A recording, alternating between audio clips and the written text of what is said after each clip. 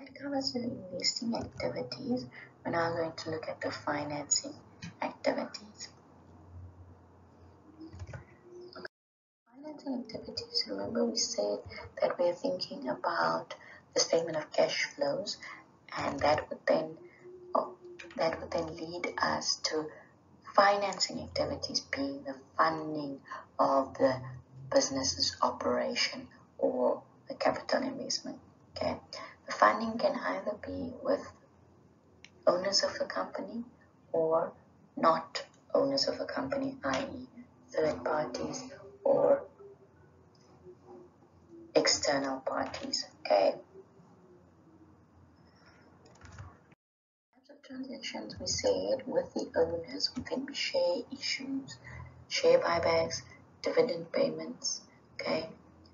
There could also be loans with shareholders or loans with external parties. There would then be installment repayments that happen for loans, interest, similarly with the leases. Okay.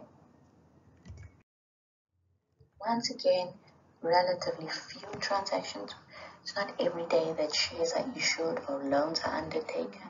Okay, but these transactions are very, very material in the records of the company.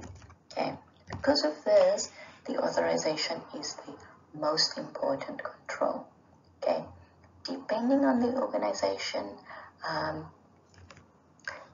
it could be that there are different levels of authorization. For example, an overdraft loan would then not require board approval, but if we are taking out a foreign loan or a very substantial loan, long-term loan, that would then have to go through the board of directors. Remember our statutory requirements, Companies Act requirements, for share buybacks, the issue of shares, obtaining loans, those also need to be complied with. Okay. Documentation would be the minutes of shareholders and directors meetings. If we have an initial public offering for our shares, we would have a prospectus, or if we just issue shares in terms of our memorandum of incorporation, that is an important document. The share certificates, the share register, the loan or lease contract, and then the bank statements as well. Okay, so substantive procedures. We have to think about the assertions once again together with the documents.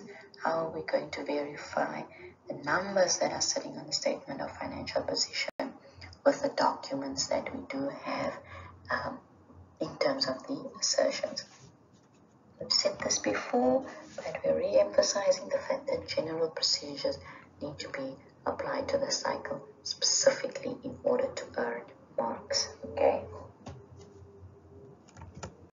So for loans and leases, the important document would then be the agreement. Okay, so whatever terms and conditions are stipulated on the contract, the accounting records need to correspond to that. Okay, the accounting of that agreement needs to be appropriately done.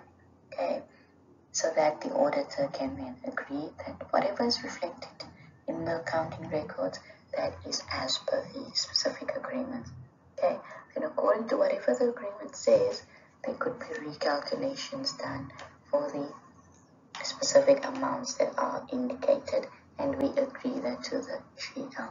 Okay, we could also obtain a confirmation apart from the agreement that has been obtained. We could also obtain a direct confirmation of the specific terms and conditions, the amounts, the balances from the financing institution.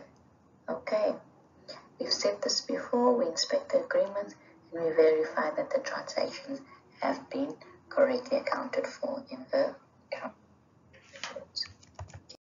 For share issues, we start with the share allotment register.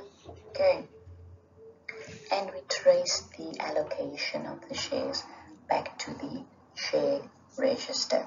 Okay, the details of the share register need to agree to the application forms by the specific shareholders. Okay, and we recalculate the amounts that would have been received according to the share certificates and agree that to the accounting records. Okay, we trace the allotment through to the share capital account as well, and then we ensure that we examine the share certificates and we verify that the details, the name of the company, the description, and the number of shares agree to the share allotment register as well.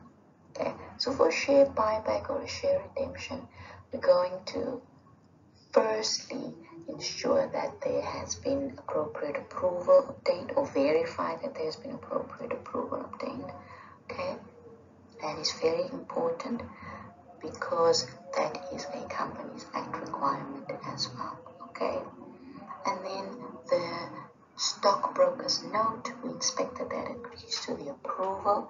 The bank statement for the amount of shares that have been repurchased, that also needs to agree to whatever has been minuted in the approval. Okay, we then, as a completeness check, have to determine whether the shareholders register, okay, the share register, whether those shares have been cancelled and then those shares have been reallocated to our authorized share capital as per our memorandum of incorporation. Good morning, students.